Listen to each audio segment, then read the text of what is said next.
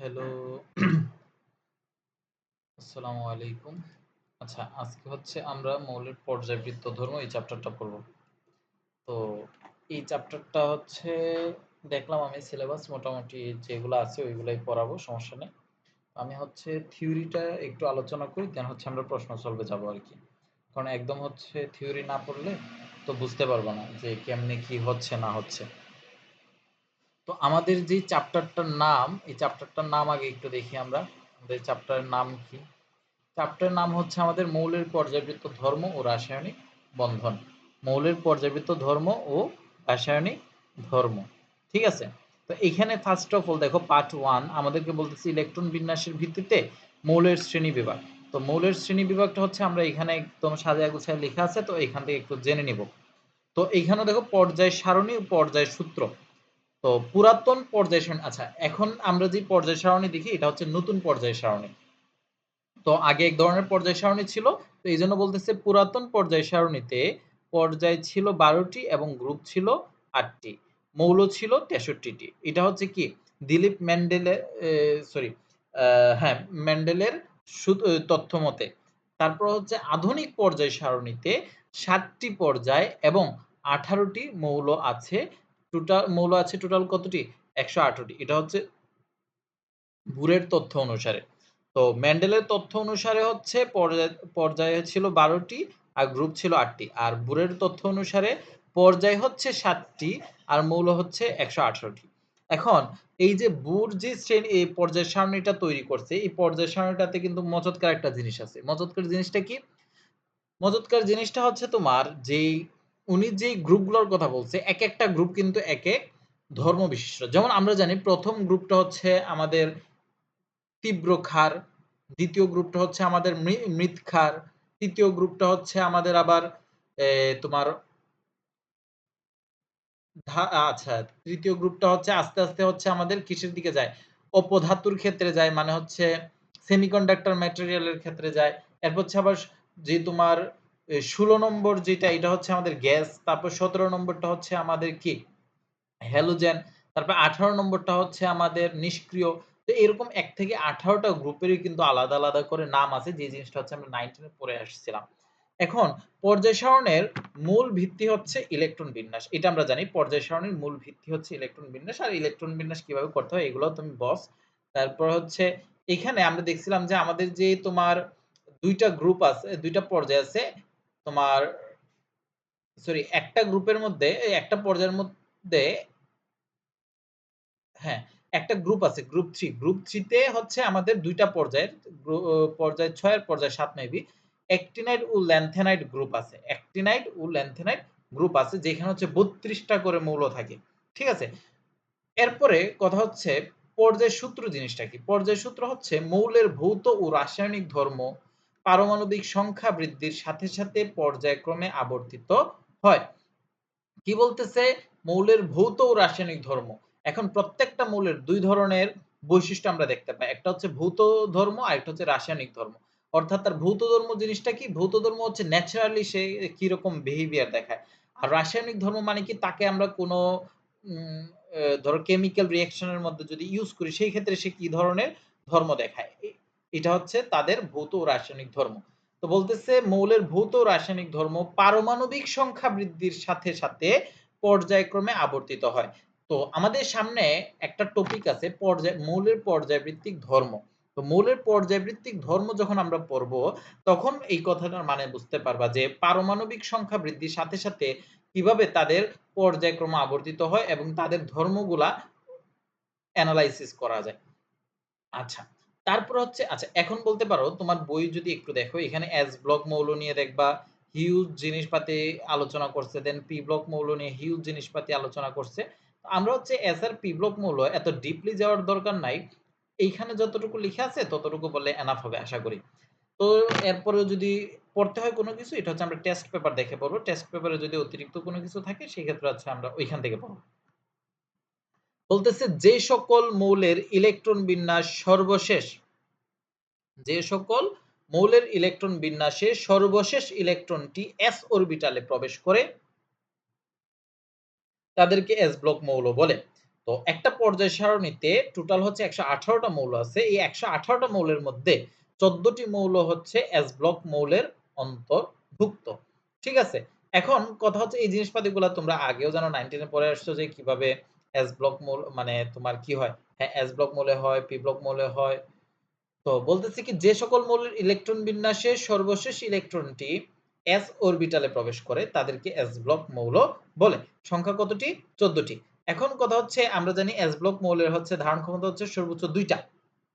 তাই না? এখন আমরা ইলেকট্রন বিন্যাস করে যখন দেখব যে ইলেকট্রন বিন্যাসটা শেষ হয়েছে ধরো এই যে এখানে একটা কথা লিখছি দেখো।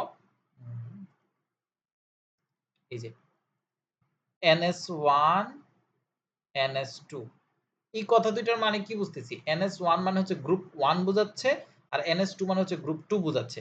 অর্থাৎ ধরো তুমি কোন একটা ইলেকট্রন বিন্যাস করার শেষে 3s1 পাইছো। এটা দিয়ে বুঝতেছো কি? যে এটা হচ্ছে একটা s ব্লক মৌল। ধরো কখনো 3s2 পাইছো। এটা দিয়ে বুঝতেছো এটা একটা s ব্লক মৌল। যদি কখনো এরকম পাও, যদি আবার ধরো 3p1 পাইলা, 3s2 3p1 এটা কিন্তু আর s ব্লক মৌল না। এটা চলে যাবে আমাদের p ব্লক মৌলে চলে যেতে পারে অথবা d ব্লক মৌলে চলে যেতে পারে। ওকে? তো আমাদের মাথা ব্যাথার বিষয় হচ্ছে যদি সর্বশেষ কক্ষপথে কোন ইলেকট্রন বিন্যাসটা শেষে এরকম NS1, NS2 তে গিয়ে শেষ হয় তখন আমরা এটাকে বলব কি S ব্লক মৌল। আর NS1 মানে বোঝাচ্ছে হচ্ছে S ব্লক মৌলগুলো হচ্ছে গ্রুপ 1 আর গ্রুপ 2 কে কি করে নিছে? কভার করে নিছে। তো গ্রুপ S1 এ যদি কোথাও শেষ হয় তো বুঝে নিবা এটা হচ্ছে তোমার গ্রুপ 1 যেমন ধরো সোডিয়ামের ইলেকট্রন বিন্যাস যদি করো দেখবা এটা শেষ হচ্ছে তোমার 3s1 এ। তো এটা হচ্ছে আমাদের S ব্লক মৌল। হাইড্রোজেন এটাও দেখো 1s1 এটাও 1 নাম্বার গ্রুপে। তারপরে ধরো লিথিয়াম এটা হচ্ছে 2s1 এজন্য এটাও হচ্ছে 1 নাম্বার গ্রুপে। আবার ধরো সেম ভাবে যদি দেখো তুমি আ হ্যাঁ, এরপর হচ্ছে হ্যাঁ, একটা কথা বলতে হবে হিলিয়াম। হিলিয়ামের ইলেকট্রন বিন্যাস কিন্তু 1s2 1s2 হওয়া সত্ত্বেও এটা দেখো গ্রুপ 18 তে থাকতেছে। এটা হচ্ছে একটু ব্যতিক্রম। ঠিক আছে? এই যে দেখো এইজন্য এখানে একটা কথা লিখছি গ্রুপ 1, গ্রুপ 2 এবং হিলিয়াম সহ। কারণ কি হিলিয়ামটা হচ্ছে 18 নম্বর গ্রুপে অবস্থিত। এই হিলিয়াম ছাড়া বাকি যত s2 তে শেষ হয় এরা সবাই হচ্ছে গ্রুপ 2 তে। যেমন ধরো আমি যদি বলি ম্যাগনেসিয়াম 3s2 আমি যদি তোমাকে বলি হচ্ছে বেরিলিয়াম 2s2 তারপর হচ্ছে আমি যদি তোমাকে বলি হচ্ছে পটাশিয়াম ক্যালসিয়াম হচ্ছে 4s2 তো এরা সবাই হচ্ছে গ্রুপ 2 ওকে তাহলে এটা গেল আমাদের দেন হচ্ছে যে সকল মৌলের ইলেকট্রন বিন্যাস সর্বশেষ ইলেকট্রনটি পি অরবিটালে প্রবেশ করে যেমন একটু আগে বলছিলাম কি 3s2 3p1 তো সর্বশেষ ইলেকট্রনটি যদি তোমার পি অরবিটালে প্রবেশ করে তাদেরকে পি ব্লক মৌল বলা হয় এখন পি ব্লক মৌলের সংখ্যা কতটি 36টি পি ব্লক মৌলে পর্যায় সারণীতে কতটি আছে 36টি মৌল আছে যারা হচ্ছে পি ব্লক মৌলের অন্তর্ভুক্ত তাহলে আমরা পাইলাম এস ব্লক মৌলের অন্তর্ভুক্ত মৌল সংখ্যা হচ্ছে 14টি আর পি ব্লক মৌলের অন্তর্ভুক্ত মৌল সংখ্যা হচ্ছে 36টি আচ্ছা তো বলতেছে গ্রুপ 13 14 15 16 17 18 18 হিলিয়াম ছাড়া কারণ হিলিয়ামটা কিসের অন্তর্ভুক্ত এস ব্লক মৌলের অন্তর্ভুক্ত তো বলতেছে গ্রুপ 13 থেকে 18 মৌলগুলো হচ্ছে কি তোমার পি ব্লক মৌলের অন্তর্ভুক্ত বুঝা গেছে এখন কিভাবে বুঝি আমরা গ্রুপ 13 কিভাবে হয় যেমন ধরো এই যে 3s2 3p1 2 যোগ 1 3 আমরা জানি এগুলোর ক্ষেত্রে কি হয় s প্লাস p প্লাস 10 আরো 10 যোগ করতে হয় যদি কখনো sp সংক্রান্ত হয় সেই ক্ষেত্রে হচ্ছে s প্লাস p প্লাস 10 যোগ করে আমরা হচ্ছে গ্রুপ নাম্বারটা বের করি তাহলে 2 প্লাস 1 3 3 প্লাস 10 13 এই জন্য হচ্ছে অ্যালুমিনিয়াম হচ্ছে গ্রুপ 13 এ অবস্থিত অ্যালুমিনিয়াম হচ্ছে গ্রুপ 13 এ অবস্থিত সেম ভাবে আমি যদি সিলিকনের কথা বলি 3s2 3p2 এজন্য হচ্ছে সিলিকন হচ্ছে গ্রুপ 14 তে অবস্থিত আমি যদি ফসফরাসের কথা বলি 3s2 3p3 এজন্য ফসফরাস হচ্ছে গ্রুপ 15 তে অবস্থিত বুঝা গেছে তো এইটা সাধারণ ইলেকট্রন বিন্যাসের রূপ কেমন ns2 np1 থেকে 6 ওকে তাহলে এতটুকু আমরা আশা করি খুব ভালোভাবে বুঝতে পারছি এখন আসলে ডি ব্লক মৌল থেকে হচ্ছে আমাদের ইম্পর্টেন্ট আলোচনা শুরু ডি ব্লক মৌল আচ্ছা আমরা হচ্ছে ফার্স্ট অফ অল নোট থেকে একটু পড়ে নিই দেন হচ্ছে আমরা বইয়ে গেলাম তাহলে হচ্ছে আমাদের জন্য ইজি হবে বোঝাটা আমি জাস্ট নোট থেকে হচ্ছে একটা মানে প্রাইমারি ধারণা দিব দেন হচ্ছে আমরা হচ্ছে ডিরেক্ট কিসে চলে যাব বা নোটটা পড়লে তোমার পরীক্ষার জন্য আসলে কভার হয়ে যাবে যদি এরপর আমরা প্রশ্ন সলভে চলে যাই আর কি তো দেখো অবস্থান সরি ডি ব্লক মৌল ডি ব্লক মৌল কারা যে সকল মৌলের ইলেকট্রন বিন্যাসে সর্বশেষ ইলেকট্রনটি ডি অরবিটালে প্রবেশ করে তাদেরকে ডি ব্লক মৌল বলে যে সকল মৌলের ইলেকট্রন বিন্যাসে সর্বশেষ ইলেকট্রনটি ডি অরবিটালে প্রবেশ করে তাদেরকে ডি ব্লক মৌল বলে। সংখ্যা কতটি? 41টি। কতটি? 41টি। সাধারণ ইলেকট্রন বিন্যাস হচ্ছে কেমন? n-1d, n-1d 1 থেকে 10, ns 1 থেকে 2। তো বলতেছে দেখো আমাদের হচ্ছে গ্রুপ 1 আর গ্রুপ 2 হচ্ছে s ব্লক মৌলের জন্য। 13 গ্রুপ 13, 14, 15, 16, 17, 18 এগুলো হচ্ছে p ব্লক মৌলের জন্য। আর গ্রুপ 3 থেকে গ্রুপ 12 হচ্ছে কোন গ্রুপ মৌলের জন্য? d ব্লক মৌলের জন্য। গ্রুপ 3 থেকে গ্রুপ 12 হচ্ছে d ব্লক মৌলের জন্য। তাহলে যেমন ধরো এই যে এই ইলেকট্রন বিন্যাসটা একটু দেখো। স্ক্যান্ডিয়াম, স্ক্যান্ডিয়ামে কি হচ্ছে 1s2 2s2 2p6 3s2 3p6 3d1 4s2। এখন বলতে পারো যে ভাই এখানে তো 4s2 তে গিয়ে শেষ হয়েছে। হ্যাঁ, কিন্তু শেষ হইলো এখানে হচ্ছে ওই যে আমরা শিখে আসছিলাম তোমার আউফবাউ নীতি শিখে আসছিলাম। তারপরে হচ্ছে হ্যাঁ, আউফবাউ নীতি থেকে আমরা কি পড়ছিলাম? n প্লাস l এর মান যার বেশি ওই শক্তি স্তর, ওই n l plus n n plus l n plus l এর মান অনুযায়ী সেই শক্তি স্তরে পরে প্রবেশ করে। তাহলে আমরা কি জানি? আগে 4s এ প্রবেশ করে দেন 3d তে প্রবেশ করে। এইজন্য সর্বশেষ ইলেকট্রনটা কোনটাতে প্রবেশ করছে? 3d তে প্রবেশ করছে। তাহলে এটা কোন গ্রুপ মৌলের অন্তর্ভুক্ত, কোন ব্লক মৌলের অন্তর্ভুক্ত হবে? ডি ব্লক মৌলের অন্তর্ভুক্ত হবে। বুঝতে পারছি? আচ্ছা, সেম ভাবে ধরো আয়রন, আয়রনেও বলতে পারো যে 4s2 যেহেতু সেহেতু এটা হবে আমাদের গ্রুপ 2 না। 4s আমরা জানি যে 4s এর n প্লাস l এর মান কত? 4। আর 3d এর n প্লাস l এর মান কত? 3 প্লাস 2 ইকুয়ালস টু 5। সুতরাং 3d এর শক্তি 4s এর 3d অরবিটালের শক্তি 4s অরবিটালের চাইতে বেশি। তাহলে ইলেকট্রনও আগে 3d তে আগে 4s এ প্রবেশ করবে দেন 3d তে প্রবেশ করবে। তো যেহেতু সর্বশেষ ইলেকট্রনটা আমাদের 3d তে প্রবেশ করতেছে, সুতরাং আয়রন হচ্ছে আমাদের একটা ডি ব্লক মৌল। এখন কথা হচ্ছে তাহলে অবস্থান্তর মৌল কি? যে সব ডি ব্লক মৌল, তাহলে এখান থেকে এই তিনটা শব্দ থেকে আমরা কি বুঝতে পারতেছি? যে অবস্থান্তর মৌল হওয়ার জন্য must be must be must be D block মৌল হওয়া লাগবে। অবস্থান্তর মৌল হওয়ার জন্য মাস্ট বি ডি ব্লক মৌল হওয়া লাগবে। তাহলে এখান থেকে আমরা বলতে পারি না যে সকল ডি ব্লক মৌল অন্তত এমন একটি আয়ন গঠন করে। কি গঠন করতে হবে? এই কথাটা কিন্তু অবস্থান্তর মৌল কাকে বলে মোস্ট ইম্পর্টেন্ট একটা প্রশ্ন। তো অবস্থান্তর মৌল কিনা এটা জানার জন্য মাস্ট বি একটা কি গঠন করতে হবে? আয়ন গঠন করতে হবে। কি গঠন করতে হবে? আয়ন গঠন করতে হবে। যে সব ডি ব্লক মৌল অন্তত এমন একটি আয়ন গঠন করে যাদের ইলেকট্রন বিন্যাসে ডি অরবিটাল আংশিকভাবে পূর্ণ। ডি অরবিটাল আংশিকভাবে পূর্ণ মানে কি? আমরা জানি ডি এর ধারণ ক্ষমতা হচ্ছে 10টা ইলেকট্রন, অর্থাৎ d1 থেকে 10, d1 থেকে 10। এখন আংশিকভাবে পূর্ণ মানে কি বলতেছে? আংশিকভাবে পূর্ণ অর্থাৎ পরিপূর্ণ হওয়া যাবে না। পরিপূর্ণ কখন হয়? যদি 10টা থাকে। তাহলে আংশিকভাবে পূর্ণ মানে কি? 1 থেকে 9টা, অর্থাৎ 1 থেকে 9টা ইলেকট্রন যদি ডি অরবিটালে থাকে তাহলে এটাকে আমরা বলতে পারি আংশিকভাবে পূর্ণ। আর যদি কখনো d10 হয়ে যায় ওইটা হচ্ছে কি আমাদের পরিপূর্ণ। তাহলে এখান থেকে বলতেছে যে সব ডি ব্লক মৌল অন্তত এমন একটি আয়ন গঠন করে যাদের ইলেকট্রন বিন্যাস ডি অরবিটাল আংশিকভাবে পূর্ণ থাকে তাদেরকে অবস্থান্তর মৌল বলে। তাদেরকে কি মৌল বলে? অবস্থান্তর মৌল বলে। আচ্ছা, এখন এইখান থেকে হচ্ছে আমরা যদি একটু হ্যাঁ, এই এক্সাম্পল গুলো একটু দেখো। এই এক্সাম্পল দুইটা একটু দেখো। তোমাকে বলছে কি স্ক্যান্ডিয়াম, স্ক্যান্ডিয়াম কি অবস্থান্তর মৌল? স্ক্যান্ডিয়াম। এখন তোমাকে যদি জাস্ট এরকম একটা বলে যে ধরো তোমাকে জাস্ট বললো যে কি স্ক্যান্ডিয়াম কি অবস্থান্তর মৌল? কখনো যদি এইরকম প্রশ্ন আসে তখন তুমি জাস্ট ওর ইলেকট্রন বিন্যাস করলা। ওর ইলেকট্রন বিন্যাসের সর্বশেষে দেখা যাচ্ছে 4s2 3d1 থাকতেছে। কি থাকতেছে? তুমি যদি করো 1s2 2s2 2p6 3s2 3p6, এরপর কি 4s2 3d1। এখন এইটা করে যদি দেখতেছো যে তার সর্বশেষে কয়টা আছে? একটা ইলেকট্রন আছে। এখন আমরাও তো জানি যে অবস্থান্তর মৌলতে কয়টা থাকতে পারে? 1 থেকে 9টা ইলেকট্রন থাকতে পারে। এই যে 1 থেকে 9টা ইলেকট্রন থাকতে পারে। এখন এই কথার ভিত্তিতে তুমি যদি বলো স্ক্যান্ডিয়াম একটা অবস্থান্তর মৌল, তোমার কথা পরিপূর্ণভাবে মিথ্যা। কেন? কারণ তোমাকে বলছে যে অবস্থান্তর মৌল হওয়ার জন্য মাস্ট বি তাকে কি গঠন করতে হবে? একটা আয়ন গঠন করতে হবে। তাহলে তোমার আগে সর্বপ্রথম কাজ হবে স্ক্যান্ডিয়ামকে একটা আয়নে কনভার্ট করা। এখন স্ক্যান্ডিয়াম কখনো একটা ইলেকট্রন ত্যাগ করে না। সে যখন ত্যাগ করে একসাথে 3টা ইলেকট্রন ত্যাগ করে। একসাথে কয়টা ইলেকট্রন ত্যাগ করে? 3টা ইলেকট্রন ত্যাগ করে। তাহলে দেখো স্ক্যান্ডিয়াম 3+, স্ক্যান্ডিয়াম 3+ এর যখন তুমি ইলেকট্রন বিন্যাস করবা, ইলেকট্রন বিন্যাস করো 1s2 2s2 2p6 3s2 3p6 কি ছিল 4s2 3d1 এরকম ছিল না? সে তো তিনটা ইলেকট্রন ত্যাগ করে দিছে, তাহলে 3d1 বাদ 4s2 বাদ, তাহলে বাকি থাকতেছে কি 3p6, তাহলে 4d1 থেকে 4d9 সরি 3d1 থেকে 3d9 এরকম কোনো কি আছে? অর্থাৎ ডি অরবিটাল কি, ডি অরবিটাল তো এখানে নাই, আংশিকভাবে পরিপূর্ণ হবে তো পরের কথা। যেহেতু ডি অরবিটাল নাই এই ক্ষেত্রে আমরা কি শিখছিলাম ডেফিনেশনে বলছিল যে অবস্থান্তর মৌল হওয়ার জন্য মাস্ট বি সবার আগে তাকে ডি ব্লক মৌল হতে হবে, দ্বিতীয়ত তাকে আয়ন গঠন করতে হবে। তাহলে আমরা দেখতে পারতেছি স্ক্যান্ডিয়াম 3+ না ডি ব্লক মৌল, আয়ন গঠন করার পর সে কোনোভাবে আর ডি ব্লক মৌল থাকতেছে না।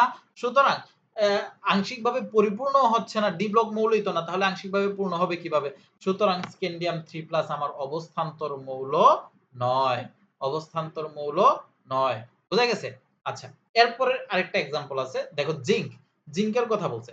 আবারও তোমার কাছে প্রশ্ন, তোমাকে যদি ডিরেক্ট বলে যে জিঙ্ক কি একটা অবস্থান্তর মৌল, তুমি সরাসরি আনসার দিতে পারবে না। তোমার সবার আগে যে তোমাকে এই প্রশ্ন করবে জিঙ্ক কি অবস্থান্তর মৌল, তোমার সবার আগে তাকে পাল্টা প্রশ্ন করতে হবে আমি কি জিঙ্ক 2+ এর জন্য করব নাকি জিঙ্ক 3+ এর জন্য করব। কারণ অবস্থান্তর মৌল হওয়ার জন্য তাকে কি করতে হবে? আয়ন গঠন করতে হবে। আয়ন গঠন না করলে সে কখনো অবস্থান্তর মৌল হতে পারবে না। তাহলে তুমি সবার আগে জিঙ্ক 2+ এর জন্য করো অথবা জিঙ্ক 3+ এর জন্য করো, এজ ইউর উইশ। তুমি যদি জিঙ্ক 2+ এর জন্য করো তাহলে দেখো তার জিঙ্কের ইলেকট্রন বিন্যাস হচ্ছে 4s2 3d10। তারপরে তুমি যখন জিঙ্ক 2+ এর জন্য করতেছো সে কি 4s0 3d10, অর্থাৎ তার যে সর্বশেষ কক্ষপথে দুইটা ইলেকট্রন ছিল এই দুইটা ইলেকট্রন কিন্তু সে ত্যাগ করে দিছে। ত্যাগ করে দেওয়ার কারণে সে এখন 3d10 আছে, অবশিষ্টতে কি আছে 3d10। এখন আমরা তো পড়ছিলাম যে অবস্থান্তর মৌল হওয়ার জন্য আংশিকভাবে পূর্ণ থাকতে হবে, বাট এইখানে ডি অরবিটাল তো পূর্ণ পরিপূর্ণ, তাহলে এটা কি অবস্থান্তর মৌল? না, অবস্থান্তর মৌল নয়। বোঝা গেছে? এখন ধরো জিঙ্ক 3+ এর জন্য তুমি করলা, জিঙ্ক 3+ কি হয়? জিঙ্ক 3+ হয় না, ফেরিক হয়, আয়রন 3+ হয়, আয়রন 3+ হয়, বাট জিঙ্ক 1+ হয়, জিঙ্ক 2+ ই হয়, জিঙ্ক শুধুমাত্র 2+ হয়, জিঙ্কের যোজনী হচ্ছে 2, হ্যাঁ, জিঙ্ক শুধুমাত্র 2+ হয়। তাহলে আমরা দেখতে পেলাম কি জিঙ্ক 2+ একটা অবস্থান্তর মৌল নয়।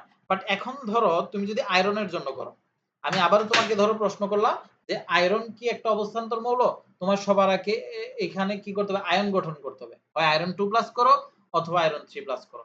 এরপর আয়রন 2+ এর জন্য ইলেকট্রন বিন্যাস করে দেখো যে ডি অরবিটালটা আংশিকভাবে পূর্ণ কিনা।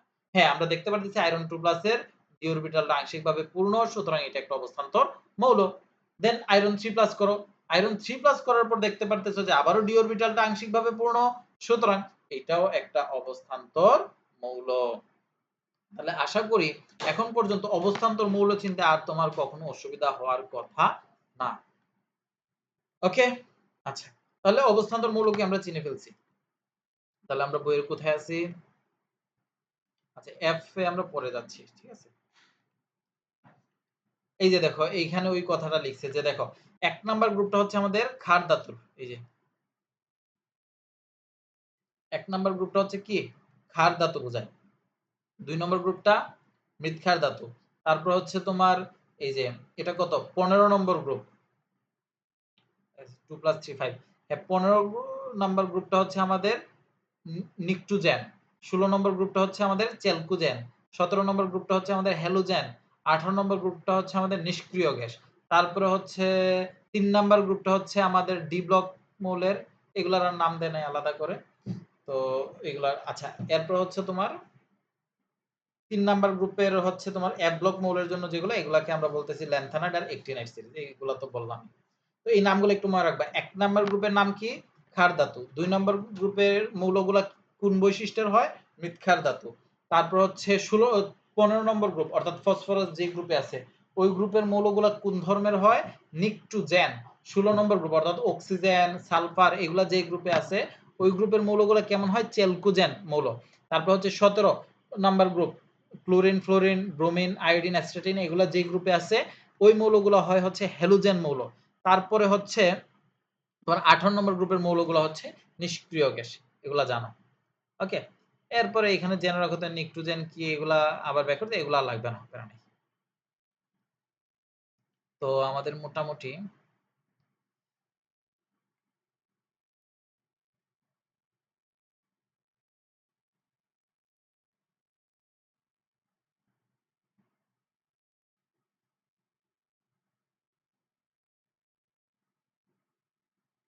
আচ্ছা, এই জিনিসটা একটু দেখো। এখানে বলতেছে নিম্নে কার্বনের ৩ প্রকার, এই জিনিসটা একটু দেখো। নিম্নে কার্বনের ৩ প্রকারের ইলেকট্রন বিন্যাস দেখানো হলো। আমরা জানি যে কার্বনের বিভিন্ন ধরনের আইসোটোপ থাকে। ঠিক আছে? এখন হচ্ছে তাকে এক্সাইটেড করবে। তাকে কি করবে? এক্সাইটেড করবে। এক্সাইটেড করে তার বিভিন্ন ধরনের ইলেকট্রন বিন্যাস দেখানো হচ্ছে। তো বলতেছে সাধারণ ইলেকট্রন বিন্যাস আমরা জানি 1s2, 2s2, 2p2। দেন হচ্ছে তোমার হুন্ডের নিয়ম অনুযায়ী ইলেকট্রন বিন্যাস। হুন্ডের নিয়ম অনুযায়ী কি? 1s2 আগে s অরবিটাল মানে ওই যে একটা করে দেয় আরকি। তোমার ধরো বেজোড় সংখ্যক অযুগ্ম ইলেকট্রনগুলোকে স্থানান্তর করে। তো 1s2, 2s2, 2p। এখন আমরা জানি পি ব্লক মৌলের অরবিটাল অর্থাৎ অরবিটাল নাম্বার হচ্ছে ৩ টা। আমরা জানি পি এর ঘর নাম্বার কয়টা? ৩ টা। এখন দেখো পি তে টোটাল ইলেকট্রন আছে কয়টা? ২ টা ইলেকট্রন আছে না? তাহলে সে কি করবে? এটাকে চিন্তা করতে পারো px, এটাকে চিন্তা করতে পারো py, এটাকে চিন্তা করতে পারো pz। সে হচ্ছে প্রথমে px কে একটা দিবে। তুমি বলতে পারো যে ২ টা আছে, সে px রে একদম ২ টা দিয়ে দিল। না, হুন্ড বলে আগে প্রত্যেকটা ঘরে একটা করে দিবা। এগুলো হচ্ছে positive half spin. Positive half spin. Then হচ্ছে তুমি প্রত্যেক ঘরে নেগেটিভ হাফ স্পিন একটা করে দিবে। যেহেতু তার ইলেকট্রন আছে ২ টা, সে প্রথমে px কে একটা দিল, দেন py কে দিল। যদি আরেকটা থাকতো, যদি p3 হইতো, দেন pz কে দিত। আর যদি 4 p4 হইতো, সেক্ষেত্রে কি হইতো? আগে px কে একটা দিত, py কে একটা দিত, pz কে একটা দিত, দেন আইসা তোমার px কে আরো একটা দিত। বুঝতে পারছো? ওকে। তাহলে এটা গেল আমাদের হুন্ডের নীতি অনুসারে ইলেকট্রন বিন্যাস। দেন বলতেছে ধরো তুমি কার্বনকে কি করলা? এক্সাইটেড করলা। এক্সাইটেড কিভাবে করতে পারো? ধরো টেম্পারেচার বাড়াই দিছো, তাকে হিট দিচ্ছ, চাপ বাড়াই দিচ্ছ। তো তাকে এক্সাইটেড করছো কোনোভাবে। এক্সাইটেড করলে কি হয়? এই যে দেখো ২ নম্বর কক্ষপথে যে s অরবিটাল ছিল না? ওই s অরবিটালের মধ্যে একটা কাঁপুনি সৃষ্টি হয়। কাঁপুনি সৃষ্টি হয় কি করে? তারা যখন যুগল অবস্থায় থাকে, যুগল থেকে তাদের মধ্যে ব্রেকআপ হয়ে একটা ইলেকট্রন কোথায় চলে যায়? s ব্লক মৌল থেকে p ব্লক মৌলে চলে যায়। তাহলে এস ব্লক মৌল একটু আগে কিরকম ছিল? কাপল অবস্থায় ছিল।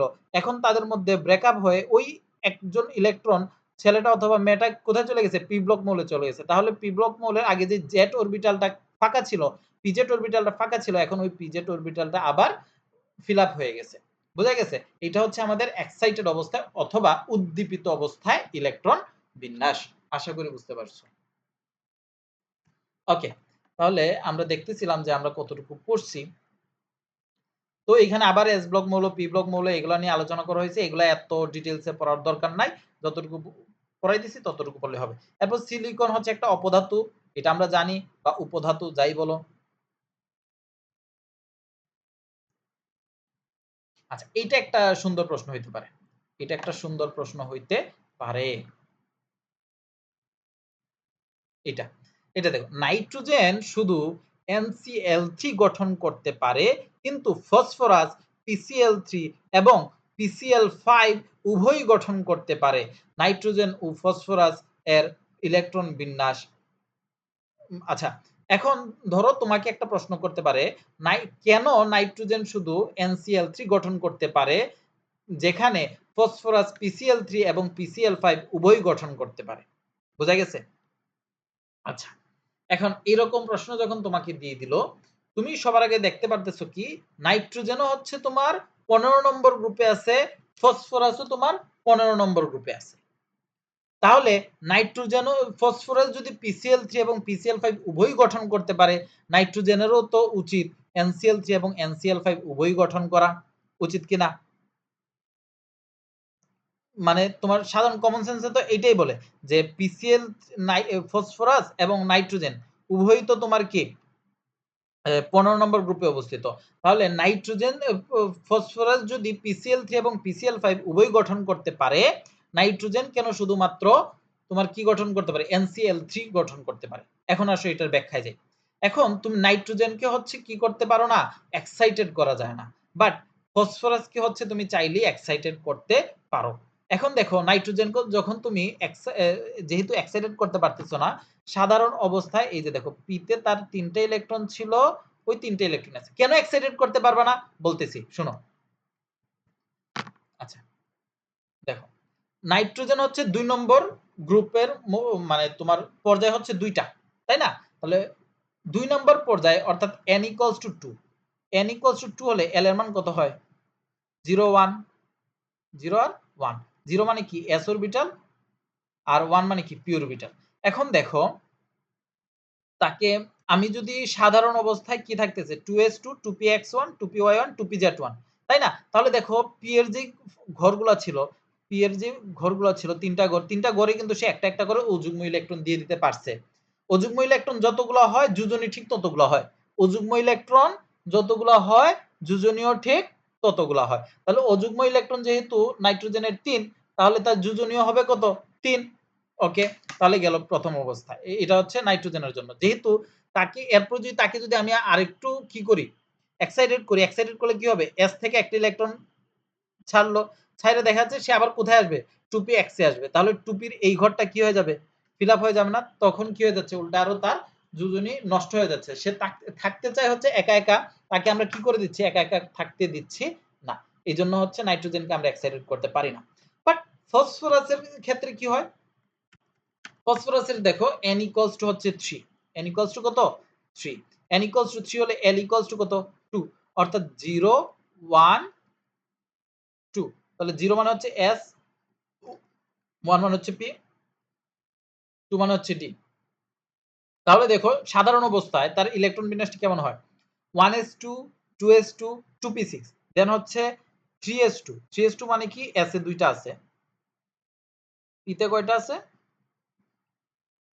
2s2 3p3, তাহলে এইখানে একটা আছে, এখানে একটা আছে, এখানে একটা। আর d এ যে 5টা ঘর আছে, 5টা ঘরের মধ্যে সবগুলা ঘরই কি আছে? ফাঁকা অবস্থায় আছে। এই যে দেখো 3d 0 হয় না? 3d 0 হয়। বাট তুমি যখন ওকে এক্সাইটেড করবা, এক্সাইটেড করার পর কি হচ্ছে?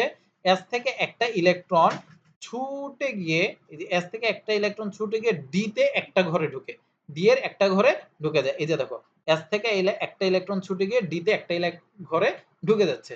যেহেতু তার এখন দেখো অযুগ্ম ইলেকট্রন কয়টা হয়ে গেছে? এখানে একটা, এখানে 3টা, আর এখানে আরো একটা। তাহলে টোটাল 5টা হয়ে গেছে না? যেহেতু তার অযুগ্ম ইলেকট্রন 5টা, সুতরাং তার অরবিটালও কত হবে? সরি, তার যোজনী কত হবে? 5 হবে। তার যোজনী যত হয় সে ততগুলো বন্ধন গঠন করতে পারে। যেহেতু ফসফরাসের ক্ষেত্রে আমরা দেখতে পাচ্ছি তার যোজনী 3 এবং 5, সেহেতু ফসফরাস হচ্ছে PCl3 এবং PCl5 উভয়ই গঠন করতে পারে। আর নাইট্রোজেনকে যেহেতু এক্সাইটেড করে আর ভাঙা যায় না, এজন্য হচ্ছে নাইট্রোজেন দিয়ে আমরা শুধুমাত্র NCl3 গঠন করতে পারি। এটা হচ্ছে তোমার অরিজিনাল এক্সপ্লানেশন এবং সহজ ভাষায় এক্সপ্লানেশন। বইয়ের ভাষায় হয়তোবা অন্যভাবে লেখা থাকতে পারে, বাট তুমি নিজের মতো করে যদি এই জিনিসটা বুঝতে পারো, দেন হচ্ছে তুমি নিজের মতো করে এক্সপ্লেইনও করতে পারবা। এখন ধরো এই রিলেটেড অনেক ধরনের প্রশ্ন থাকতে পারে, যেমন নিচে দেওয়া আছে অথবা বোর্ডে আমরা দেখতে পারি। ওকে, আচ্ছা।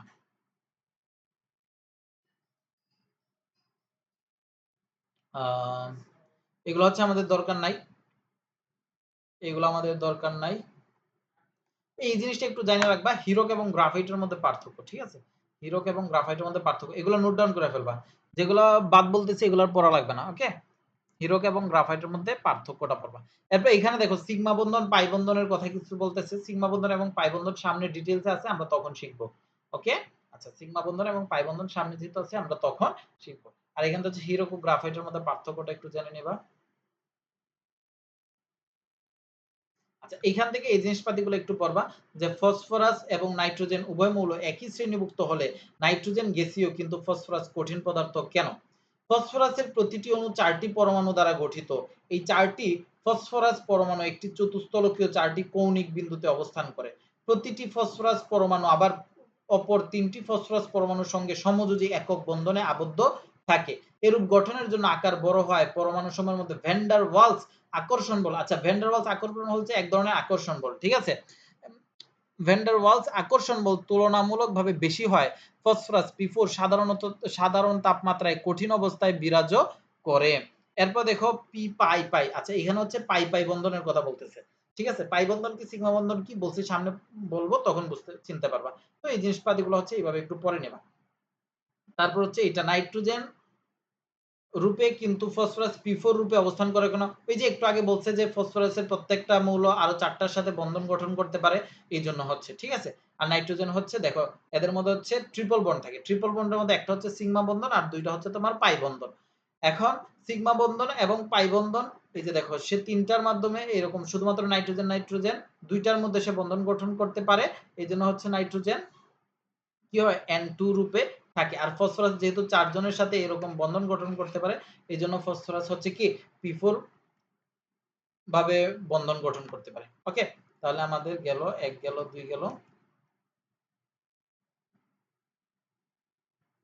৩ নাম্বার প্রশ্ন কি বলছে? ফসফরাসের সক্রিয়তা নাইট্রোজেন অপেক্ষা বেশি কেন? পড়ে নিবা। দেন হচ্ছে সালফার। আচ্ছা, এইখানে দেখো সালফার। সালফারকে কি করছে দেখো। সালফারের সালফার +2 +4 +6 আচ্ছা সালফারের জারণ মান -2 +4 এবং +6 অবস্থা প্রদর্শন করলে অক্সিজেন করে না। কারণ অক্সিজেন দেখো অক্সিজেনের ইলেকট্রন এটা হবে প্লাস হ্যাঁ, দেখো অক্সিজেনের হচ্ছে কি সে শুধুমাত্র ২ টা অযুগ্ম অবস্থায় থাকতে পারে। এই যে ২ টা অযুগ্ম অবস্থায় থাকতে পারে। এইজন্য হচ্ছে অক্সিজেনের জারণ হচ্ছে ২ একদম ওই যে নাইট্রোজেন আর ফসফরাস যেভাবে এক্সপ্লেইন করছি একইভাবে এক্সপ্লেইন করবা। আর সালফারকে দেখো ইনিশিয়ালি সে শুধুমাত্র 3p2 অর্থাৎ ২ টা অযুগ্ম পাইছিল। দেন হচ্ছে এই যে এইটাকে এই জায়গাতে একটা যদি এক্সাইটেড করো এটা সিঙ্গেল হয়ে যায় আর এখানে একটা চলে আসে। তাহলে কয়টা হইলো? +4 হইলো। আচ্ছা। এরপরে দেখো যখন এই 3s কে যখন ভাঙবা, এই 3s কে যখন ভাঙবা, ভাঙলে কি হয়ে যাচ্ছে? এইখান থেকে একটা ছুটে গিয়ে এইখানে এসে এড হয়। তাহলে দেখো ১ টা ২ টা ৩ টা ৪ টা ৫ টা ৬ টা। এজন্য হচ্ছে আরেকবার কি হয়? +6 হয়। এগুলা খুব সহজ জিনিসপাতি। এবার আসো ডি ব্লক মৌলের বৈশিষ্ট্যসমূহতে। এরপর অবস্থান্তর মৌল এই জিনিসপাতিগুলো পড়াই ফেলছি অলরেডি।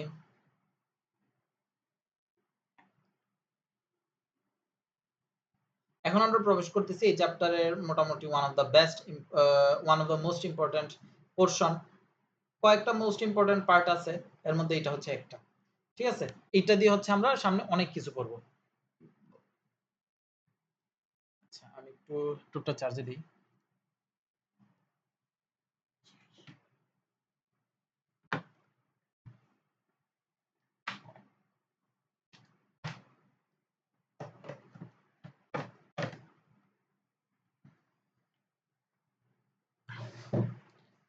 আচ্ছা, এখন দেখো অবস্থান্তর মৌল। এখন অবস্থান্তর মৌলের ৫ টা বৈশিষ্ট্য নিয়ে হচ্ছে আমরা এই চ্যাপ্টারে আলোচনা করব। ৫ টা বৈশিষ্ট্যই কিন্তু ভালো ইম্পোর্টেন্ট। তো ১ম বৈশিষ্ট্যটা কি বলতেছে? এদের পরিবর্তনশীল যোজ্যতা থাকে। আমরা অলরেডি দেখছি যে তোমার পরিবর্তনশীল যোজ্যতা পি ব্লক মৌলের জন্য দেখছি। এখন আমরা দেখব ডি ব্লক মৌলের পরিবর্তনশীল যোজ্যতাগুলো দেখব। ঠিক আছে? আচ্ছা, পরিবর্তনশীল যোজ্যতা থাকে। মাথায় রাখো। ২ নম্বর বৈশিষ্ট্য কি? এরা রঙিন যৌগ গঠন করে। এরা কি ধরনের যৌগ গঠন করে? রঙিন যৌগ গঠন করে। ৩ নম্বরের বৈশিষ্ট্য কি বলতেছে? এরা জটিল যৌগ গঠন করে। এরা জটিল যৌগ গঠন করে। প্রত্যেকটা কিন্তু ইম্পোর্টেন্ট বৈশিষ্ট্য। ৪ নম্বরে কি বলতেছে? এরা প্রভাবক রূপে ক্রিয়া করে। এরা প্রভাবক রূপে ক্রিয়া করে। ৫ নম্বরে কি বলতেছে? এরা চুম্বকীয় ধর্ম প্রদর্শন করে। এরা চুম্বকীয় ধর্ম প্রদর্শন করে। তোমাকে আমি আগেই বলছিলাম ওরা চুম্বকীয় ধর্ম হচ্ছে ৩ ধরনের। চুম্বকীয় ধর্ম হচ্ছে ৩ ধরনের। কি? ফেরোম্যাগনেটিক, প্যারাম্যাগনেটিক আর ডায়াম্যাগনেটিক। মনে আছে চ্যাপ্টার 2 তে কিন্তু এই জিনিসটা ডিটেইলস এ ছিল। বলছিলাম যে আমরা এই চ্যাপ্টারে আলোচনা করব। তো ফেরোম্যাগনেটিক কারা ছিল? যদি প্রত্যেকটা ঘরই কি হয়?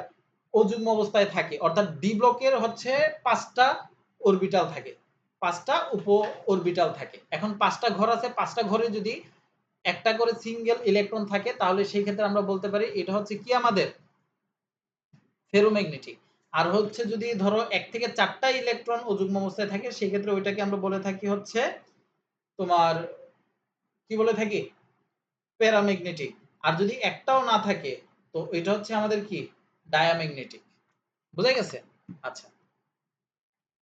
তো এখন হচ্ছে কিভাবে এগুলা দিয়ে পরীক্ষায় প্রশ্ন-টশ্ন আসতে পারে ওইগুলাতে আমরা চলে যাচ্ছি আস্তে ধীরে। এখন দেখো পরিবর্তনশীল যোজ্যতা। তো পরিবর্তনশীল যোজ্যতা কিরকম? যেমন ধরো ক্রোমিয়ামের বিভিন্ন যৌগ। ক্রোমিয়াম হচ্ছে একটা ডি ব্লক মৌল। এখন আবার এবং এটা হচ্ছে একটা অবস্থান্তর মৌল। কিভাবে?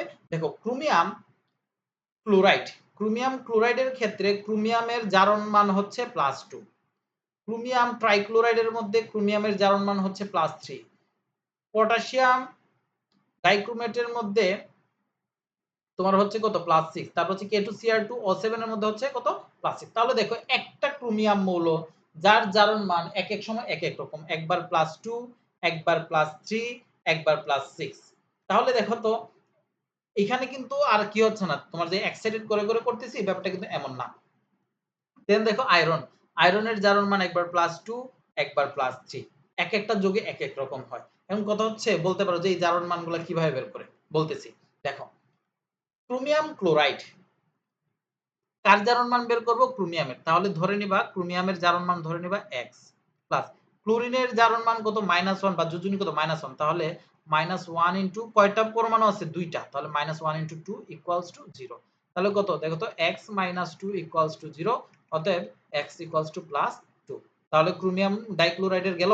এবার সিমিলারলি ক্রোমিয়াম ট্রাইক্লোরাইডের +3 আসবে। ঠিক আছে, এবার আসো K2Cr O4 এরটা দেখাই। তাহলে পটাশিয়ামের হচ্ছে +1, তাহলে +1 ইনটু 2 প্লাস ক্রোমিয়ামেরটা যেহেতু জানি না x, আর অক্সিজেন হচ্ছে -2 ইনটু 4 ইকুয়ালস টু 0। তাহলে কত থাকতেছে 2 plus x minus 8 equals to 0, অতএব x ইকুয়ালস টু +6। বুঝতে পারছো? ওকে, তাহলে পরিবর্তনশীল যোজ্যতা আমাদের এক্সপ্লেইন করা শেষ। এবার আসো রঙিন যৌগ গঠন করে, ওরা কিভাবে রঙিন যৌগ গঠন করে। আচ্ছা, এখন রঙিন যৌগ গঠন করার ব্যাপারটাতে হচ্ছে দেখো, এই যে তোমার অবস্থান্তর মৌল, ওদের দুই ধরনের কি থাকে, অবস্থা থাকে। একটা হচ্ছে ডিজেনারেট অবস্থা, আরেকটা হচ্ছে কি নন ডিজেনারেট অবস্থা। একটা হচ্ছে কি ডিজেনারেট অবস্থা, আরেকটা হচ্ছে নন ডিজেনারেট অবস্থা। আচ্ছা, এইখানে হচ্ছে এই পার্টটা একটু ডিটেইলসে দেওয়া নাই, এটা যেহেতু একটা ইম্পর্টেন্ট পোরশন, তো আমি এটা হচ্ছে তোমার বই থেকে একটু পড়াইতেছি। তো দেখো তোমার এই যে এই ফিগারটা একটু মাথায় রাখো, এই ফিগারটা একটু মাথায় রাখো। ধরো কোন একটা মৌলের ইলেকট্রন বিন্যাস তুমি করলা, যেহেতু অবস্থান্তর মৌল অবশ্যই সে একটা ডি ব্লক মৌল, তাহলে তার 5টা ঘর থাকবে। 5টা ঘরে তার যতগুলা ইলেকট্রন আছে, ধরো Fe2+ এর জন্যই করলো বা Fe3+ এর জন্যই করলো, ধরো এখানে একটা একটা করে আছে। ঠিক আছে, এখন এই একটা একটা করে আছে, এই কন্ডিশনটার নাম কি, মুক্ত পরমাণু বা আয়নের সমশক্তির ডি অরবিটাল সময়, অর্থাৎ তার ন্যাচারালি যে অবস্থাটা থাকে এটাকে আমরা বলে থাকি ডিজেনারেট অরবিটাল। এবার আসো এটার সাথে একটু আমরা মিলাই। এই যে দেখো আয়রন 2+ এর ন্যাচারালি যে রকম অবস্থা, এই কন্ডিশনটাকে আমরা কি বলছি, ডিজেনারেট অবস্থা ন্যাচারালি। অর্থাৎ দেখো আয়রন 2+ এর কি থাকে, ডি অরবিটালে 6টা ইলেকট্রন আছে। তাহলে সবার আগে এটাতে একটা দিছিলাম, একটা একটা একটা একটা করে দিয়ে 5 ঘরে 5টা দেওয়া হয়েছে, আর যেহেতু একটা অবশিষ্ট আছে আবার প্রথম ঘরে দিয়ে দিছি। ওকে, তাহলে এতটুকু গেল, ডিজেনারেট অবস্থানটা আমরা চিনছি। এবার আসো ঋণাত্মক ক্ষেত্র দ্বারা প্রভাবিত ডি অরবিটাল। এখন এটার মধ্যে হচ্ছে আমরা প্রভাবিত করব, কিভাবে প্রভাবিত করব, শক্তির একটা কাবজাব হয় এই ক্ষেত্রে। কিভাবে, এই যে দেখো আমরা 5টা ঘরের নাম জানি। প্রথম ঘরের নাম ধরো dxy, dzx, dyz, এরপরটা ধরো dz2, এরপরটা ধরো dx2 - y2। এখন dxy, dyz, dzx এই ঘরগুলোকে বলা হয় তোমার নন ডিজেনারেট অরবিটাল, নন ডিজেনারেট অরবিটাল, বা অথবা t2g অরবিটাল, t2g অরবিটাল। আর dz2, dx2 - y2 এগুলোকে বলা হয় ইজি অরবিটাল, ইজি অরবিটাল। এখন প্রত্যেকটা জিনিসের মানে কি আমি একটু এক্সপ্লেইন করতেছি। অবস্থান্তর মৌলের কিছু বিশেষ ধর্ম, রঙিন যৌগ গঠন এবং চুম্বক ধর্ম ব্যাখ্যা করার জন্য ক্রিস্টাল ফিল্ড তত্ত্ব সংক্ষেপে আলোচনা করা হলো। এই যে এতক্ষণ ধরে আমি যে ফিগারটার কথা বলছি, এটা মেইনলি তোমাকে হচ্ছে ক্রিস্টাল ফিল্ড তত্ত্ব হিসেবে তুমি ধারণা করতে পারো। ক্রিস্টাল ফিল্ড তত্ত্ব, এ তত্ত্ব অনুসারে ধাতব পরমাণু বা আয়নের সাথে লিগ্যান্ড সমূহ স্থির বৈদ্যুতিক আকর্ষণ বল অথবা ডাইপোল ডাইপোল আকর্ষণ বল দ্বারা আবদ্ধ থাকে। এখন কথা হচ্ছে যে স্থির বৈদ্যুতিক আকর্ষণ বলতে বুঝছো, ধরো ইলেকট্রন নাড়া চলাচল করতেছে না, এক পাশে হচ্ছে প্লাস আধান আছে সার্কিটের, আরেক পাশে হচ্ছে মাইনাস আধান আছে, তো এটাকে আমরা বলে থাকি হচ্ছে স্থির বৈদ্যুতিক আকর্ষণ বল। অর্থাৎ প্লাস আর মাইনাস একে অপরের দিকে আসা যাওয়া করতে চায় বাট পারতেছে না। আর ডাইপোল ডাইপোলটা কি, ধরো কোনো একটা ধরো ও ধরো পানির যদি আমি স্ট্রাকচারটা গঠন করি, সেক্ষেত্রে হচ্ছে এমন হয় অক্সিজেনের এক পাশে হচ্ছে প্লাস ডেল্টা আর এক পাশে হচ্ছে মাইনাস ডেল্টা ক্রিয়েট হয়। তো এই যে প্লাস আর মাইনাসের যে ক্রিয়েট হয়, এই যে প্লাস আর মাইনাস একটা মৌলের দুই পাশে যদি প্লাস মাইনাস এরকম ভাবে থাকে, তো ওইটাকে আমরা বলে থাকি হচ্ছে ডাইপোল। ডাইপোল, পুল মানে কি মেরু, ডাইপোল মানে কি দুই মেরু, অর্থাৎ এক মেরুতে প্লাস আছে আর এক মেরুতে মাইনাস আছে। ওকে, আচ্ছা। এ তত্ত্ব অনুসারে ধাতব পরমাণু বা আয়নের সাথে লিগ্যান্ড সমূহ স্থির বৈদ্যুতিক আকর্ষণ বল অথবা ডাইপোল ডাইপোল আকর্ষণ বল দ্বারা আবদ্ধ থাকে। অবস্থান্তর মৌলের পরমাণুর সুস্থিত আয়নের বহিস্থ ডি অরবিটাল ইলেকট্রন দ্বারা আংশিক D1 মাইনাস D1 থেকে 9 পূর্ণ থাকে। এটা তো আমরা জানি যে অবস্থান্তর মৌলগুলো ডি অরবিটাল আংশিক পূর্ণ থাকে। মুক্ত পরমাণু বা আয়নের ডি অরবিটাল গুলো অর্থাৎ ন্যাচারালি যে ইলেকট্রন বিন্যাস আসে ওইটা অনুযায়ী আমরা যদি ওই যে ব্লক ডায়াগ্রামে ইলেকট্রন গুলা ঢুকাই, যেইটা পাই ওইটাকে আমরা বলে থাকি হচ্ছে কি ডিজেনারেট অবস্থা। একটু আগে বলছি। এই অবস্থায় অরবিটাল গুলোকে ডিজেনারেট অরবিটাল বলে। এটা তো বললাম। অক্ষ বরাবর অবস্থিত অরবিটাল দ্বয়কে ডি জেড স্কয়ার মাইনাস এবং d x square minus y square e g set বলে। অর্থাৎ দেখো তোমার এখানে যে পাঁচটা ঘর ছিল না, পাঁচটা ঘরের মধ্যে দুইটা ঘরের ইলেকট্রন গুলো হচ্ছে অক্ষ বরাবর থাকে। কি বরাবর থাকে? অক্ষ বরাবর থাকে। এই যে দেখো ডি জেড স্কয়ার আর d x square minus y square এর ইলেকট্রন গুলো অক্ষ বরাবর থাকতেছে। এই যে অক্ষ এই যে এটা কি অক্ষ বরাবর আছে না, এই দুইটা কি অক্ষ বরাবর আছে না, যেহেতু এগুলো অক্ষ বরাবর থাকে এই জন্য এগুলাকে কি বলা হয়? ইজি অরবিটাল বলা হয়। আর যেগুলো হচ্ছে অক্ষ বরাবর থাকে না, কৌণিক অবস্থায় থাকে, এগুলাকে বলা হয় হচ্ছে তোমার কি বলা হয়? ইজি অরবিটাল বলা হয়। কি বলা, সরি, টি টু জি অরবিটাল বলা হয়। কি বলা হয়? টি টু জি অরবিটাল বলা হয়। টি টু জি অরবিটাল বলা হয়। ঠিক আছে, তাহলে অক্ষ বরাবর যে ইলেকট্রন গুলা থাকে সেই অরবিটালকে আমরা বলে থাকি হচ্ছে ইজি অরবিটাল, আর কৌণিক বরাবর যেগুলা থাকে এগুলাকে আমরা বলে থাকি হচ্ছে টি টু জি অরবিটাল। তাহলে আমরা চিনলাম না একটু আগে যেগুলাকে আমরা চিনতেছিলাম না, ইজি অরবিটাল কি আর টি টু জি অরবিটাল কি, এখন তো এগুলা চিনলাম। ওকে, এবার আসো অবস্থান্তর মৌলের পরমাণু এবং আয়নের সংস্পর্শে যখন লিগ্যান্ড আসে তখন লিগ্যান্ডের, এখন লিগ্যান্ড কথাটা কি? লিগ্যান্ড কথাটা হচ্ছে তোমার এক ধরনের লিগ্যান্ড, আচ্ছা লিগ্যান্ড কথাটার এক্সপ্লেনেশন এখানে আছে, একটু দেখে নিই। দর্শক আয়ন টাইপের, এই যে দেখো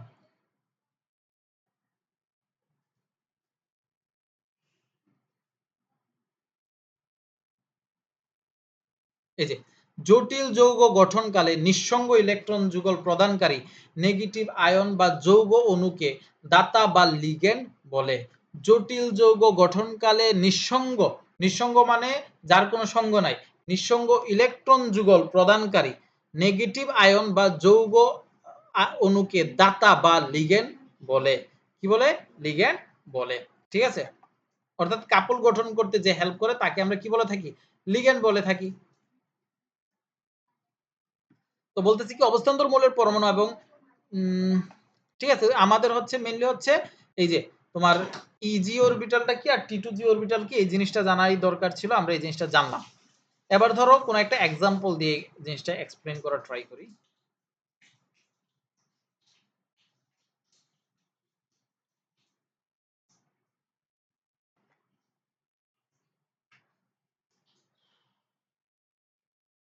আচ্ছা, রঙিন যৌগ গঠনের যে প্রশ্নগুলা আমরা একদম হচ্ছে যখন প্রশ্ন, আচ্ছা এই যে একটা পাইছি প্রবলেম, দেখো আয়রন 3+ এর জন্য করা হয়েছে এটা।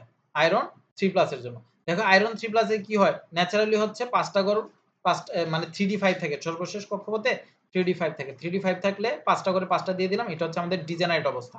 ঠিক আছে? এখন ডিজেনারেট অবস্থাটাতে এরপর কি করছো তুমি? উদ্দীপিত ডি অরবিটাল।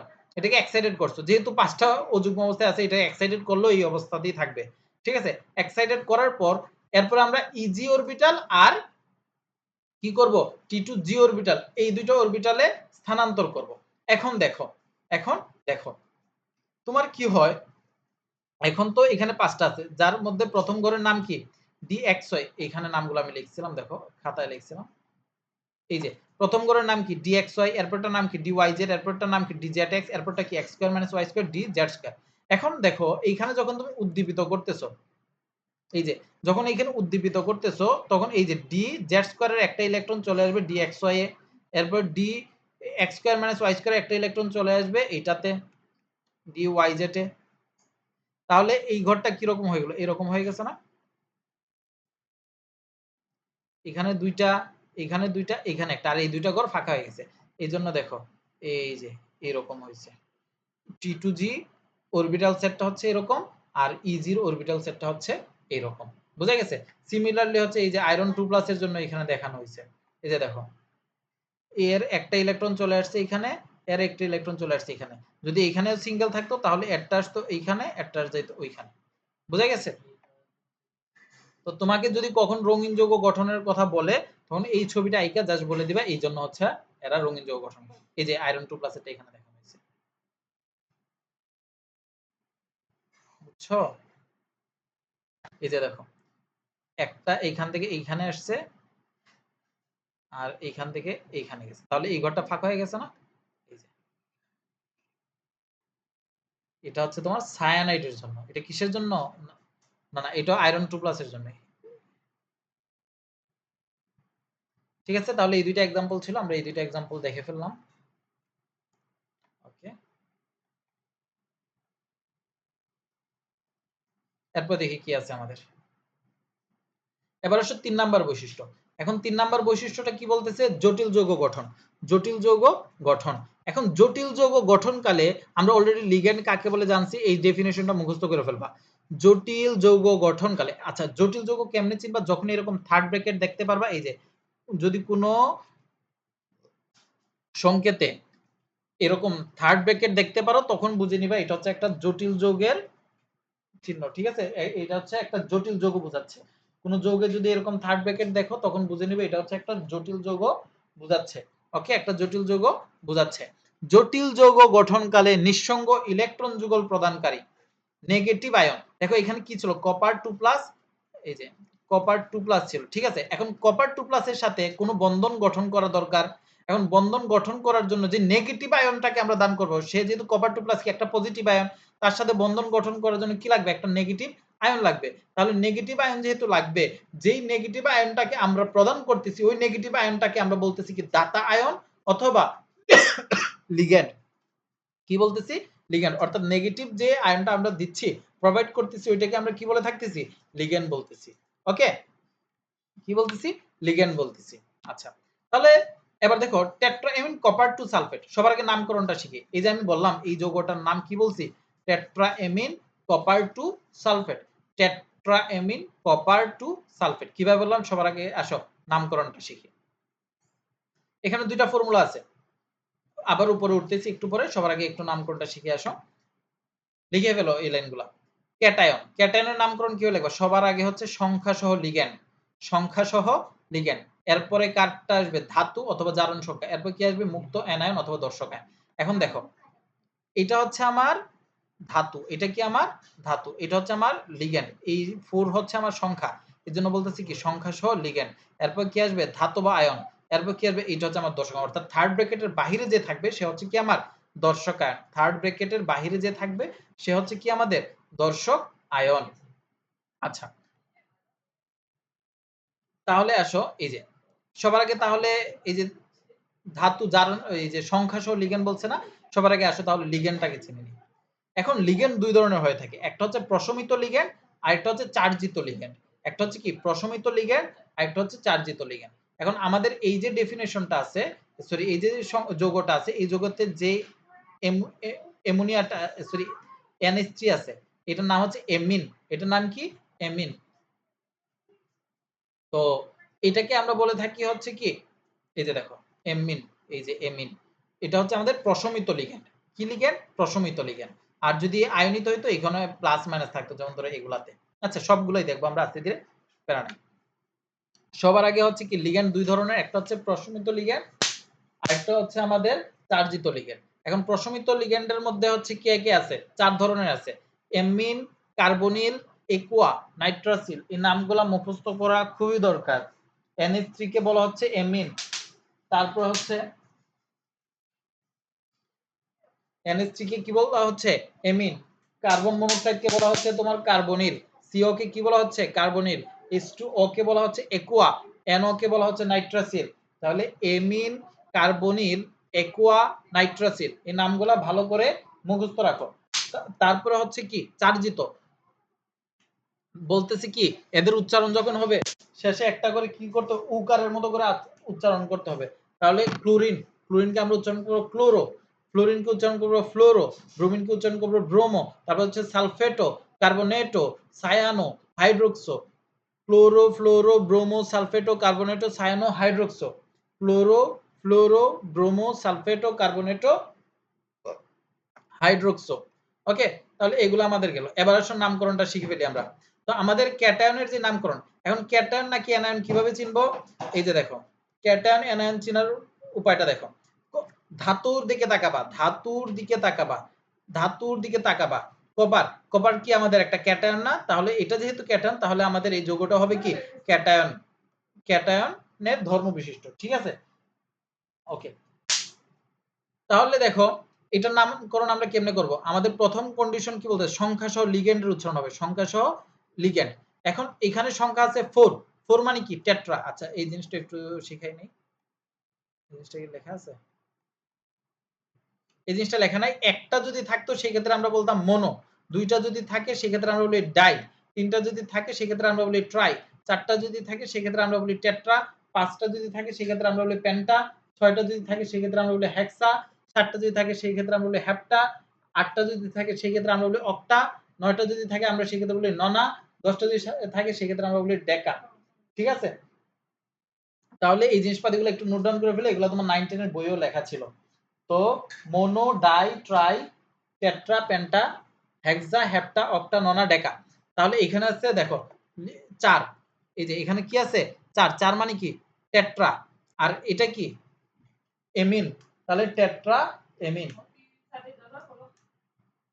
কি টেট্রা এমিন, টেট্রা এমিন। তাহলে আমাদের প্রথম পার্টটা কি ছিল সংখ্যা সহ লিগ্যান্ড। তাহলে আমরা কি উচ্চারণ করব টেট্রা এমিন। তারপর কি আছে কপার, জারণ মান কত এখানে 2। এখন কপারের জারণ মান কেমনে বের করছি দেখো 2 কিভাবে হইছে। আমি কার জারণ মান জানি না, কপারের জারণ মান জানি না, তাহলে আমরা কি ধরবো x ধরে নিব। আর এমিনের জারণ মান হচ্ছে -1, তাহলে -1 ইনটু 4, -1 ইনটু 4। তারপর সালফেট, আচ্ছা সালফেটের কত আমরা জানি না 2, সালফেটের কত জানি আমরা 2। তাহলে দেখো সরি এমিনের, আচ্ছা এখানে এমিনের হচ্ছে 0, এমিনের কত 0, এমিনের 0 কেন কিভাবে? এই যে দেখো এমিনটা কি আমাদের প্রশমিত না? প্রশমিত যতগুলো আছে সবার জারণ মান হচ্ছে 0। প্রশমিত যারা আছে সবার জারণ মান হচ্ছে কত 0, প্রশমিত যারা আছে সবার জারণ মান কত 0। আর এখানে দেখো ক্লোরোর 1, ফ্লোরোর 1, ব্রোমিনের 1, সালফেটের 2, কার্বনেটর 2, 2 মাইনাস আর কি, সায়ানোর -1, হাইড্রোক্সিলের হাইড্রোক্সোর -1, তাহলে ক্লোরোর -1, ফ্লোরোর -1, ব্রোমোর -1, সালফেটোর -2, কার্বনেটোর -2, সায়ানোর -1, হাইড্রোক্সোর -1। তাহলে আসো এটা বের করি। তাহলে এমিনের যেহেতু 0 তাহলে 0 ইনটু 4 মানে কত 0। তারপর হচ্ছে দেখো এখানে কত আছে -2 না সালফেটোর, তাহলে -2 ইকুয়ালস টু কত 0। তাহলে কত থাকতেছে আমার x ইকুয়ালস টু +2। তাহলে এটা হচ্ছে আমার কপারের জারণ মান। তাহলে জারণ সংখ্যা কত +2। তাহলে আমাদের উচ্চারণটা কি হবে টেট্রা এমিন কপার, এই যে ব্র্যাকেটের মধ্যে 2 লেখা থাকবে, টেট্রা এমিন কপার 2, এরপরে কি সালফেট। এটা কি আমাদের সালফেট না? তাহলে টেট্রা এমিন কপার 2 সালফেট। এই যে ধাতুর এইখানে এবার আসো ওকে আমরা ড্র করব কিভাবে। সবার আগে ধাতুটাকে মাঝখানে রাখবা, ধাতুকে মাঝখানে রাখবা, এরপরে দেখবা যে তোমার লিগ্যান্ড কয়টা আছে। লিগ্যান্ড এখানে 4টা আছে না? তাহলে এই ধাতুর 4 কোণায় 4টা লিগ্যান্ড দিয়ে দিবা, 4 কোণায় 4টা লিগ্যান্ড, 6টা থাকলে 6 কোণায় 6টা হবে। তাহলে এখানে একটা এমিন, এখানে একটা এমিন, এখানে একটা এমিন, এখানে একটা এমিন, এরপর হচ্ছে থার্ড ব্র্যাকেটটা দিয়ে দিবা। এরপর হচ্ছে কপারের জারণ মান যত পাইছো ওই জারণ মানটা বসাই দিবা, জারণ মান +2 পাইছো না তো +2 বসাই দিবা। এরপর হচ্ছে সালফেটের জারণ মানটা বসাই দিবা। ঠিক আছে, সরি সালফেটও। ওকে, তাহলে এতটুকু হচ্ছে আমাদের ক্যাটায়নের জন্য গেল, ক্যাটায়নের জন্য গেল। তাহলে ক্যাটায়নের নামকরণটা শিখছি না? ওকে, সেম ভাবে আসো অ্যানায়ন একটা শিখি, অ্যানায়ন একটা শিখি। আচ্ছা এখন দেখো, আচ্ছা ক্যাটায়ন আর অ্যানায়ন চেনার আরেকটা সহজ উপায় বলি। এখানে দেখো সালফেট, সালফেটের এটা আমরা দেখছি কি সালফেট ও উচ্চারণ যেটা আর কি বলতেছি সালফেটো, তাহলে এই 2 মাইনাস এটা কি একটা অ্যানায়ন না? তাহলে অ্যানায়নের পাশে অবশ্যই কি থাকতে হবে? ক্যাটায়ন থাকতে হবে, না হলে তো বন্ধন গঠন হবে না। তাহলে এই দর্শক আয়নটা দেখো কিন্তু আমরা বলে দিতে পারি, এটা হচ্ছে মেইনলি আর কি যে কোনটা ক্যাটায়ন কোনটা অ্যানায়ন এটা চেনার মেইন উপায় হচ্ছে এটাই যে দর্শক আয়নটা দেখো। দর্শক আয়ন যেহেতু নেগেটিভ তাহলে জটিল যৌগটা হবে সরি অ্যানায়নের, তাহলে জটিল যৌগটা হবে ক্যাটায়ন। এখানে দেখো দর্শক আয়নটা হচ্ছে পজিটিভ, পটাশিয়াম হচ্ছে +1, তো পটাশিয়াম আমরা জানি এটা হচ্ছে ধাতু, তো এটা হচ্ছে কি আমাদের ক্যাটায়ন, তাহলে অবশ্যই এখানে যে জটিল যৌগটা আছে এটা অ্যানায়নের হতে হবে। যদি এটা অ্যানায়নের না হয় তাহলে এখানে কোনো প্রকার বন্ধন গঠন হবে না। তাহলে এখানে কি পাইলাম? এটা হচ্ছে আমাদের ক্যাটায়নের এই এইখানে জটিল যৌগটা হচ্ছে ক্যাটায়ন আর এখানে জটিল যৌগটা হচ্ছে আমাদের অ্যানায়ন, তাই তো? আচ্ছা, তাহলে এটা যদি আমাদের অ্যানায়ন হয়, অ্যানায়নের নামকরণটা কেমন হবে? এই যে দেখো, এই যে দেখো এখানে শর্টকাটে লেখা আছে যে ক্যাটায়ন নাকি অ্যানায়ন কেমনে চিনবো? দর্শক আয়ন বাদ দিলে বোঝা যাবে ক্যাটায়ন নাকি অ্যানায়ন। এই যে শর্টকাটে এখানে লেখা আছে দর্শক আয়ন বাদ দিলে বোঝা যাবে ক্যাটায়ন নাকি অ্যানায়ন। আচ্ছা, এবার দেখো এটার নামকরণ, অ্যানায়নের নামকরণ। অ্যানায়নের নামকরণের সময় সবার আগে চলে আসবে যুক্ত ক্যাটায়ন। কি যুক্ত ক্যাটায়ন? অর্থাৎ যে ক্যাটায়নটা থাকবে এই ক্যাটায়নের নাম আগে আসবে। তাহলে এখানে ক্যাটায়নটা কি আছে? পটাশিয়াম, তাহলে পটাশিয়ামের নাম আগে আসবে। এই যে দেখো পটাশিয়াম। দেন সংখ্যা সহ লিগ্যান্ড। এখানে দেখো লিগ্যান্ড কয়টা আছে? ৬ টা আছে। হেক্সা সায়ানো, হেক্সা সায়ানো, তাহলে পটাশিয়াম হেক্সা সায়ানো, পটাশিয়াম হেক্সা সায়ানো। ওকে, পটাশিয়াম হেক্সা সায়ানো গেল। তারপরে দেখো কি আছে তোমার? আয়রন আছে। কি আছে? আয়রন আছে। তো আয়রনের অরিজিনাল নাম আমরা কি জানি? ফেরাম। এখন যদি তার যোজনী বা জারণ মান যদি 2 হয় সেক্ষেত্রে আমরা এটাকে বলে থাকি হচ্ছে ফেরআস, আর যদি 3 হয় সেক্ষেত্রে আমরা বলে থাকি ফেরিক। আর এই ক্ষেত্রে হচ্ছে এটার নাম হয় ফেরেট। এটার নাম কি হয়? ফেরেট। কি হয়? ফেরেট। এখন ফেরেট 2 হবে নাকি ফেরেট 3 হবে? ওই আগের মতো করে জারণ মানটা বের করতে হবে। তাহলে বের করে ফেলো। কেমনে বের করবা? দেখো পটাশিয়ামের কত? +1, তাহলে +1 * 3 প্লাস আয়রনের যেহেতু জানি না x, সায়ানোর কত? -1, -1 * 6 = 0, তাহলে কত থাকতেছে? 3 + x - 6 = 0, তাহলে x = থাকতেছে হচ্ছে +3, তাহলে এখানে এই যে দেখো ফেরেট 3, ফেরেট 3, তাহলে অ্যানায়নের কিভাবে নামকরণ করতে হয় তাও আমরা শিখে ফেললাম। তাহলে এটার নাম কি? যে সবার আগে হচ্ছে ক্যাটায়ন আসবে, তাহলে পটাশিয়াম হেক্সা সায়ানো ফেরেট 3, বোঝা গেছে? তাহলে এটা হচ্ছে আমাদের নামকরণ গেল। ওকে, এইটার যে স্ট্রাকচার হবে স্ট্রাকচারটা ওই আগের মতো সেম। মনে রাখবা অ্যানায়নটাকে আমরা ডান পাশে দিব আর সবসময় ক্যাটায়নটা বাম পাশে থাকবে। সবসময় ক্যাটায়নটা বাম পাশে থাকবে। এখানে যেহেতু ক্যাটায়ন হচ্ছে এই পুরোটা এইজন্য এরা বাম পাশে আছে আর অ্যানায়নটা হচ্ছে ডান পাশে। এখানে তো ক্যাটায়ন এটা এইজন্য এটা বাম পাশে আর এটা ডান পাশে। ওকে? তো আমি বলছিলাম না যদি ৬ টা কি থাকে তোমার লিগ্যান্ড থাকে তো এদেরকে হচ্ছে এই যে এইভাবে ৬ কোণায় ৬ টা দিবা। ওকে? আচ্ছা।